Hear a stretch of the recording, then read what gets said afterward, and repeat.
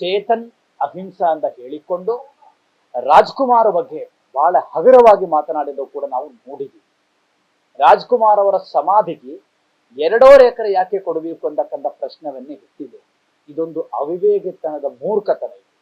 ಹಾಗಾಗಿ ರಾಜ್ಕುಮಾರ್ ಈ ರಾಜ್ಯದ ದೇಶದ ಆಸ್ತಿ. ಅಷ್ಟೇ ಅಲ್ಲ, ಒಬ್ಬ ಹಿಂದುಳಿದ ಸಮುದಾಯದಲ್ಲಿ ಹುಟ್ಟಿರ್ತಕ್ಕಂಥ ರಾಜ್ಕುಮಾರ್ ಅವರು ಇವತ್ತು ಚೇತನ್ ಅಹಿಂಸರು ಅದು ಮೂಲಕವಾಗಿ ಈಡಿಗ ಸಮುದಾಯವು ಕೂಡ ಅಪಮಾನ ಮಾಡಿದಂಗನ್ನು ನಾವು ಇವತ್ತು ಅದನ್ನ ನಾವು ನೋಡ್ತಾ ಇದ್ದೀವಿ. ಆದ್ರಿಂದ ಈ ರೀತಿಯಲ್ಲಿ ಮಾತನಾಡೋಕೆ ಕಡಿವಾಣ ಹಾಕ್ಬೇಕಾಗುತ್ತೆ ಸರ್ಕಾರ.